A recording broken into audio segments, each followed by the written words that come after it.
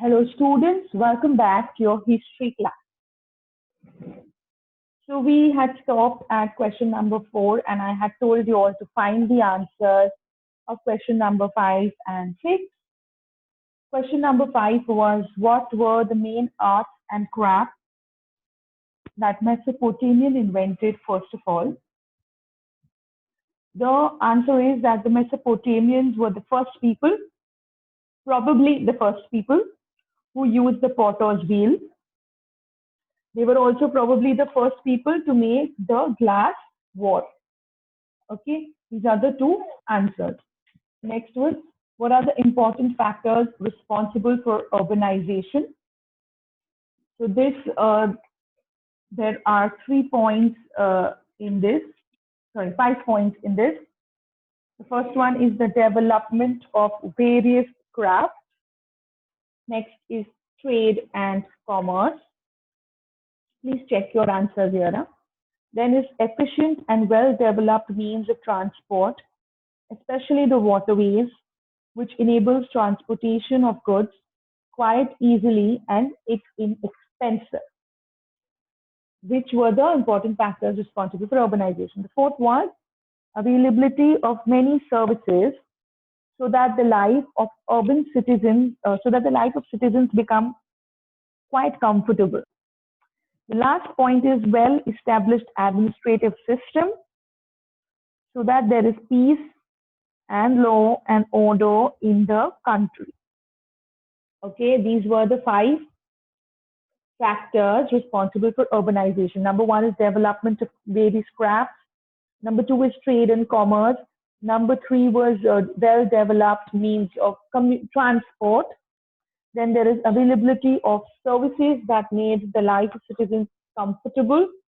And lastly, it was the well-established administrative system that brought peace and law and order to the country.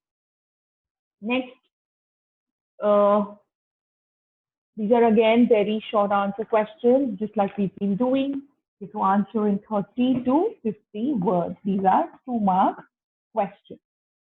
So I'm going to be waiting around 30 seconds to 1 minute after every question. If you find that time less, you are open to pause the video and find your answer. You're going to find the answer in your textbook, and you have the option of writing it in the notebook or in the textbook, whichever is comfortable for you. Question 7, what was the importance of the writing, the art of writing? What was the importance of the art of writing? Okay, you're going to find out the answer and write it down in the next 30 seconds. Do it now while we are together.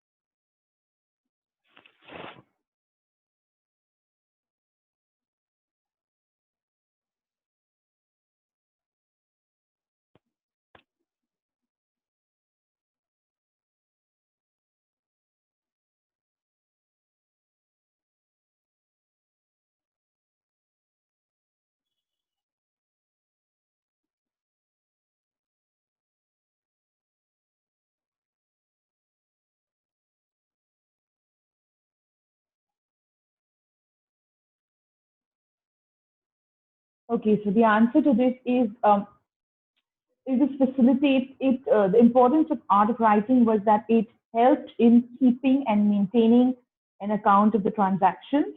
1 point. The other point you have to include is it helped the government to collect taxes. And lastly, it contributed in spreading education and enriching the literature. 3 points that you should include in this answer. Next question. Which 3 types of cities developed in Mesopotamia?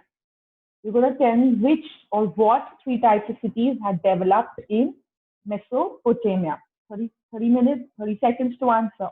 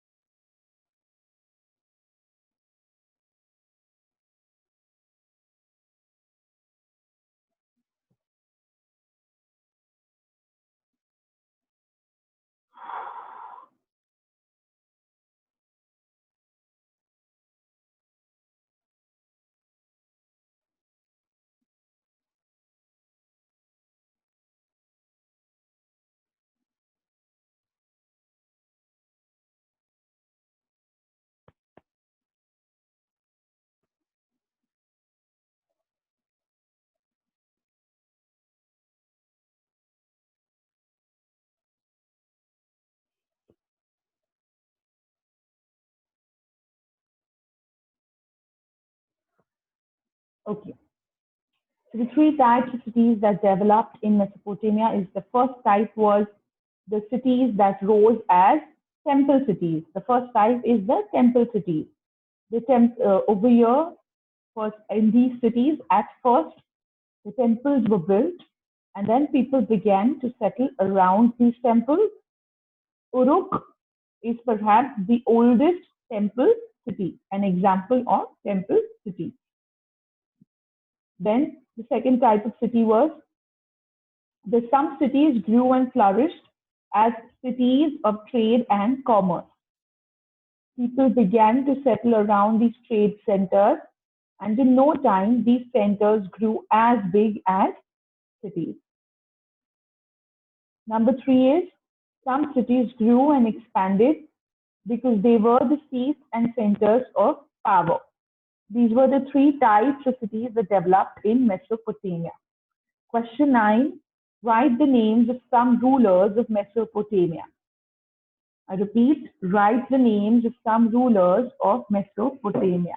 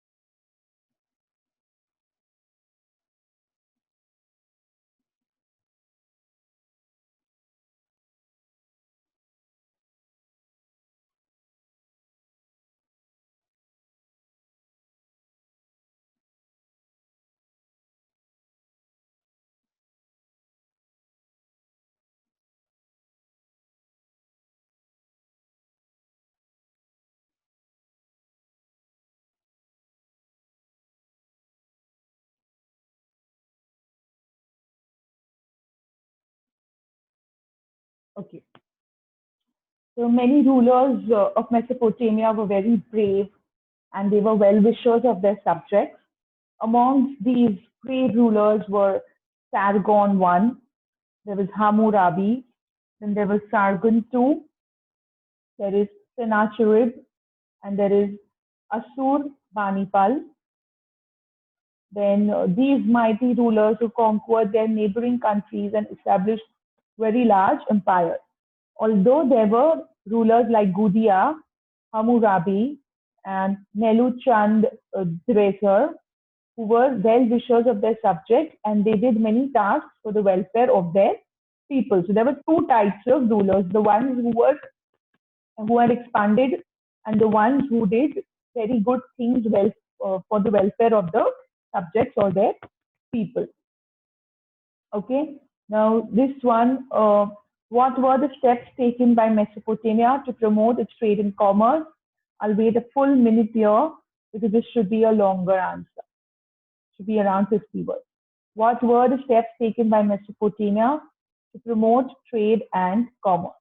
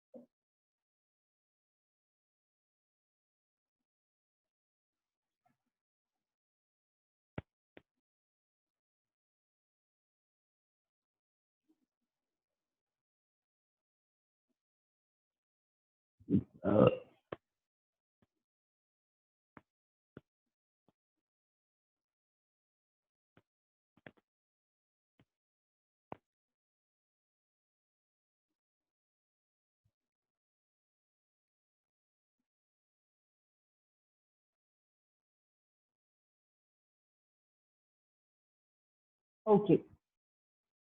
So the answer is in order, if there are 5 points to this answer. The first one is in order to promote trade with other countries, Mesopotamians produced goods as a high quality then, and so they were in great demand everywhere. So they gave good quality goods. Secondly, the king and governors themselves supervised the production of quality of goods. So they took interest in the production process.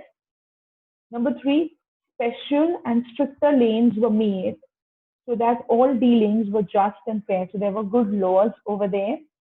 Number four, there were wheeled carts as well as canals to transport goods from one place to another. Rifts of logs called killets were used to carry goods on water. So that means that there was a good infrastructure in place. And fifth is trade agreements were recorded in black and white, and rules were granted for governing the payment of debts. That means they had taken care of the financial and how the finances were going to be taken place. So receipts were in place.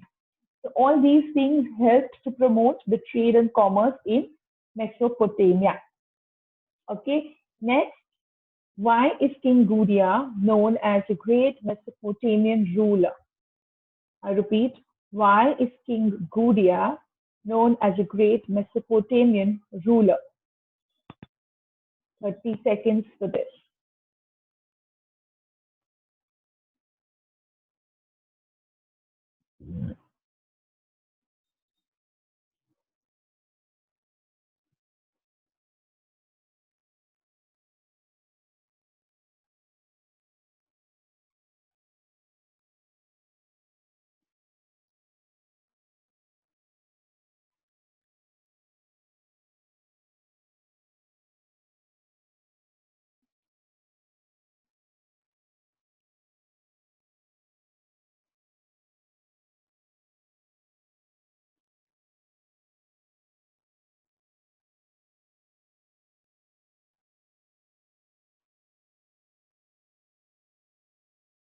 Okay.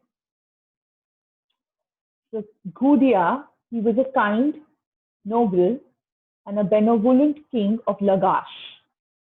He began to be worshipped as a god by the people after his death. On one of his statues, there has been found with the following inscription: during my reign, maid servant was the equal of her mistress. The slave walked beside his master And in my town, the weak were in peace by the side of the strong. So this means that there was a lot of equality over there, and maid and mistress were given equal rights, which is very good. The slave could work besides his master, and the weak were by peace with the ones who were strong. So that means the power was not misused. And hence you can say that Guya was a great Mesopotamian ruler, and he was definitely a kind ruler. Okay. Estimate the achievements of King Ashurbanipal of Mesopotamia.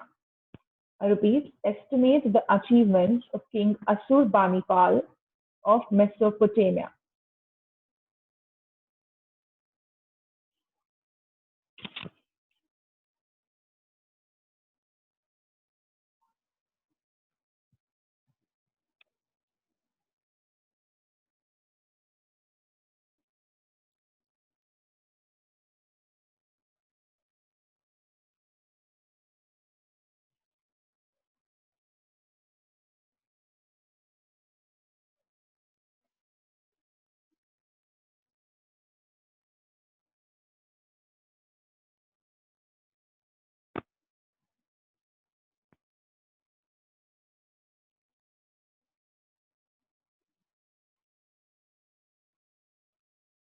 Okay.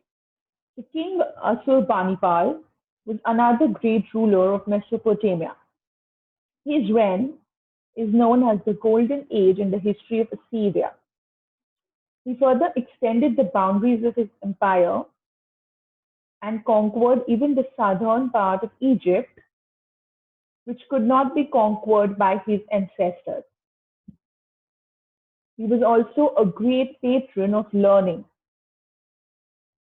He collected about 22,000 tablets in he collected about 22,000 tablets in his great library, which has been found and preserved in a British museum in London. They tell us the deeds of kings and heroes and about the ancient stories and legends of Babylonia.